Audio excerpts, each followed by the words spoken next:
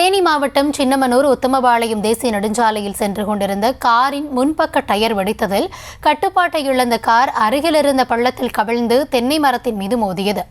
இந்த விபத்தில் தாய் மற்றும் மகன் ஆகிய இருவரும் உயிரிழந்தனர். இதுகுறித்த விவரங்களுக்காக இணைகிறார் செய்தியாளர் சத்யராஜ்.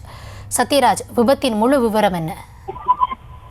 நிச்சயமா கௌதமி, தேனி மாவட்டம் சின்னமனூர் உத்தமபாளையம் தேசிய நெடுஞ்சாலையில் காலையில் சென்ற ஒரு காரின் டயரானது வெடித்து உள்ளது. இந்த வெடித்த வேகத்தில் காரானது அருகில் இந்த பள்ளத்தில் கவிழ்ந்து அருகே இருந்த தென்னை மரத்தின் மீது மோதி காரானது அப்பளம் போல் நொறுங்கிவிட்டது. இந்த காரில் பயணம் செய்த இருவர் சம்பவ இடத்திலே உயிரிழந்துள்ளனர். இது குறித்து சின்னமனூர் காவல்துறையினர் விரைந்து வந்து காரில் இருந்தவர்களை மீட்டு சின்னமனூர் அரசு மருத்துவமனைக்கு சிகிச்சைக்காக கொண்டு சென்றனர். கொண்டு சென்று சிகிச்சை அளிக்கும் பொழுது சம்பவ இடத்தில் ஜெயா என்ற பெண்மணி உயிரிழந்து உள்ளார். அதனைத் தொடர்ந்து சின்னமனூர் முதலுதவி சிகிச்சை அளிக்கப்பட்டு தேனி அரசு மருத்துவ கல்லூரிக்கு அனுப்பி வைக்கும் பொழுது கௌதம் என்ற இன்னொரு பயனும் இறந்து உள்ளார்.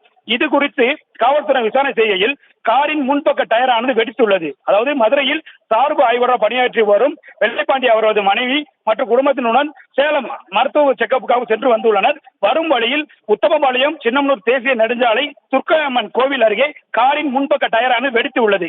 இந்த வெடித்த வேகத்தில் காரானது அருகில் இந்த பள்ளத்தில் கவிழ்ந்து தென்னை மரத்தில் மோதி காரில் இருந்தவர்கள் அப்பளம் போல் படுகாயம் அடைந்துள்ளனர். தற்பொழுது இந்த சம்பவம் உத்தமபாளையம் பகுதியில் பெரும் சோகத்தை ஏற்படுத்தி வருது கௌதமி. இது குறித்து சின்னமனூர் காவல்துறையினர் வழக்கு பதிவு செய்து விசாரணை மேற்கொண்டு வருகின்றனர்.